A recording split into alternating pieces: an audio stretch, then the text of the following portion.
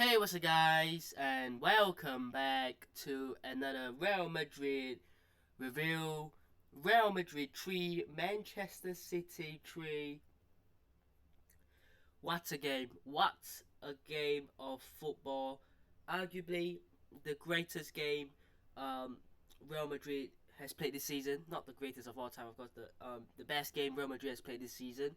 Um, Certainly, I would say it's probably the best game Manchester City have played this season as well. So expected, it is a Champions League. You are looking at two very big European sides clashing. A lot of people that say this should be the final. Yes, it should be, but you have to deal with it.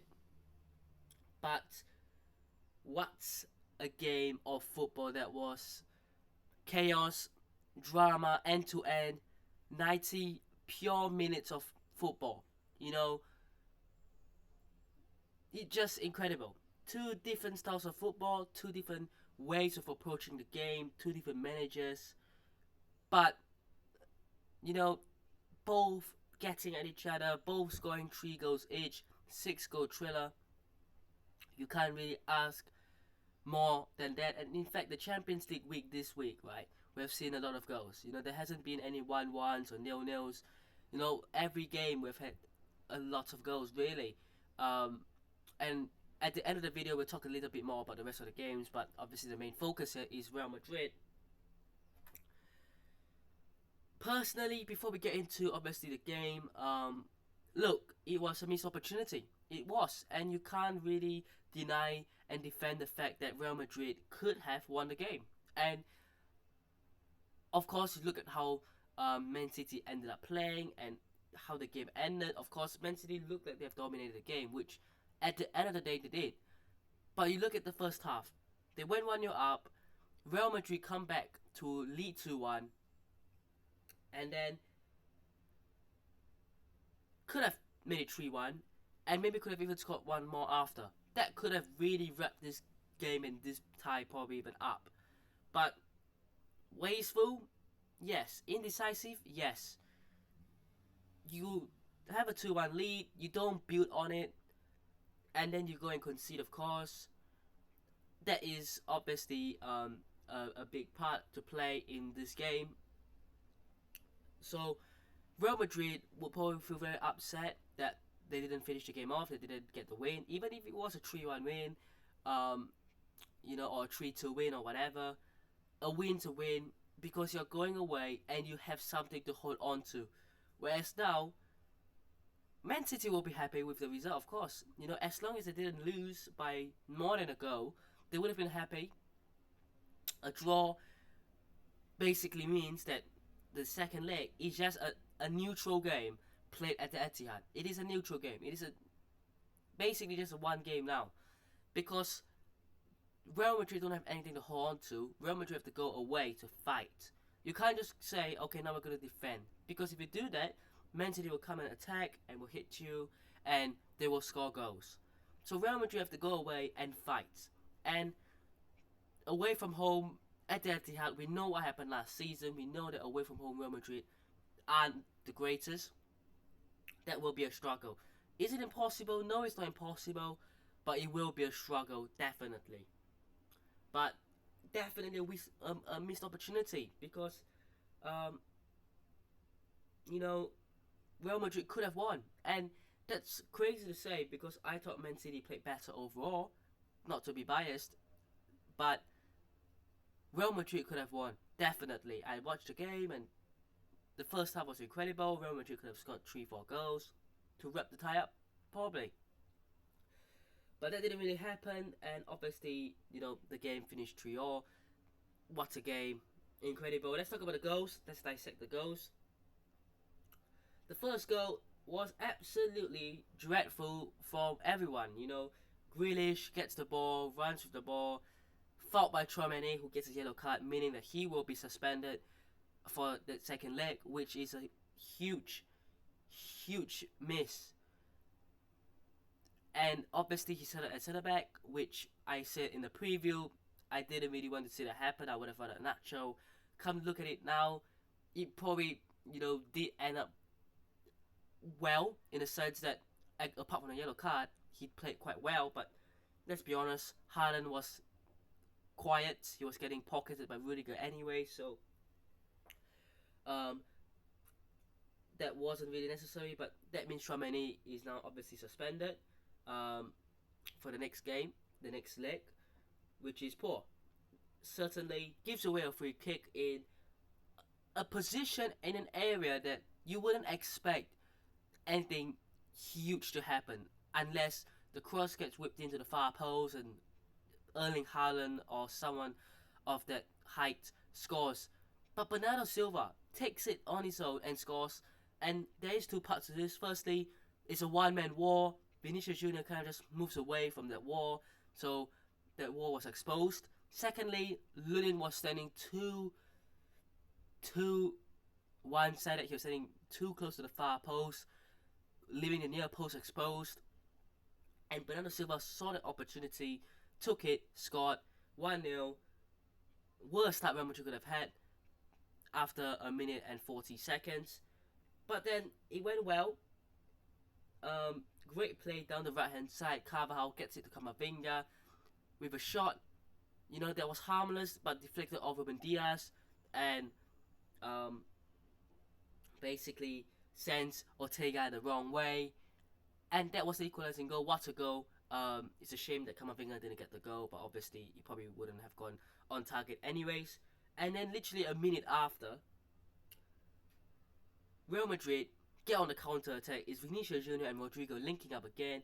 That is how Real Madrid were going to approach this game, with the counter attack. You lose the ball, you win it back, and then you go on a counter attack. Great ball. Rodrigo sends through, deflected off Akanji through the legs of Ortega.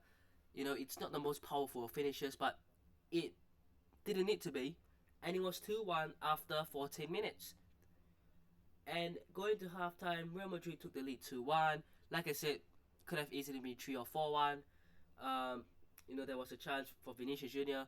He took it on his left foot, should have just cut in because John Stones was already diving down. He was never going to, stop Vinicius Junior, and there was no one else around. So Vinicius Junior, if he had cut to his right foot and put into the corner, that would have, certainly been the third goal. But took it on his left foot and obviously missed over the bar. Second half, first 15 minutes or so, I thought Man City started playing really, really well. Must have been something to do with the team talk at half time. And then 65th minute, poor play, Stones into Foden, and just one touch to set himself, and a great finish into the top corner. Nothing Lunin could have done about that. And then certainly the same could be said about the third goal for Man City. Grealish does well to be direct and take on the defenders, pulls it back to Gvardiol, who decided to take a shot with his weaker right foot. He's a left-footed centre-back, and he was playing left-back, and he took a shot on his weaker right foot and scored. Nothing Lunin could have done about that. Gvardiol had to be closed down. I'm sorry, but you cannot leave him with that kind of space. Although you might not see him as a threat, but that is what you get. If you think that any of those players playing for Man City are not going to be a threat, then that's what you're going to get. Because moments like these happen. But I would say the best goal of the night was Valverde's. Modric doing what Modric does best, driving the ball. Vinicius Junior gets the cross on his weaker left foot. It was a weird cross. It wasn't directed to the far post. It was almost like a straight line cross. And then Valverde just takes it on a volley. What a hit into the corner. Nothing Ortega could do about that. So, what a game. Of course, Man City didn't even, bring De Bruyne on. He was on the bench. This is a side that I'm missing Nathan Ake and I'm missing Kyle Walker. And, Kyle Walker and Ake, they might be back next week or the next game. No one really has a clue whether they're going to play. Certainly, De Bruyne will be featuring, Ederson will be featuring for the game as well. And honestly, missed opportunity. And I'm not going to jinx it. I'm not gonna say anything about it. But if in a week's time Real Madrid get knocked out, we have to look back at this game and say, at the Bernabeu, Real Madrid could have killed the tie off, but they didn't. And although they won the better team, they could have done it because Man City gave a lot of mistakes away. Let's be real. They gave a couple of mistakes away that could have been pounced on. And the fact that Real Madrid didn't do it, didn't take the opportunities, makes it a missed opportunity. Certainly. Um, let's go to the team. I thought Lunin, apart from the first goal, was pretty vulnerable for the other two goals. Carvajal, I thought played pretty well. Obviously, he's facing Grealish, not the quickest winger of all time, of course, but you know, did a good job. Tchouaméni, poor, to give away the free kick and get suspended for the next leg within a minute, was poor. Rudiger, pocketed Haaland. What a performance. Mendy, I thought, had a quiet game. Camavinga obviously helping to get that first goal. Toni Kroos, I thought played pretty well. You need that kind of experience in the team, but obviously for the second and even third goal, could have done better. But of course, we're not expecting a lot from a player who is no longer at his prime. He's no longer in his, mid late 20s. He's approaching his. In fact, he's already in his mid 30s, basically. Valverde. I'm very tempted to put it as man of the match. Look, in the preview, I said Valverde will be the key to the game because Man City don't have the kind of player who is the engine, who will drive the midfield, and he proved that. And I thought he played really well. You know what? I personally think Fede Valverde was close to man of the match, but I'm not gonna give it to him. In my opinion, Bellingham was more quiet today. For me, Rodrigo was man of the match. I thought when he came off and Brahim Diaz came on, not a lot was happening really. And then Rodrigo, I thought played pretty well, and Vinicius Junior was alright. Wasn't a very very particularly good performance for me. Obviously helped to get the second goal. Could have and should have scored in the first half to make it 3-1, but didn't. Modric came on, and you know what? Changed the game in the last 20 minutes. Joselu came on, did nothing. Brahim Diaz came on, did nothing as well. But all to play for in the second leg. Of course, weekend, sorry. We have got Mallorca away, and then obviously the dreaded trip away to the Etihad. And of course, Phil Foden did pick up a bit of a knock, so let's see whether that's going to be pretty serious or not. I mean, if Foden's out, if Kyle Walker's out, if RK is still out, that will be more beneficial and obviously more of a chance for Real Madrid. And let's see if Militao starts. I think with Tchouaméni injured, you start Militao. I know Militao's not at his 100%,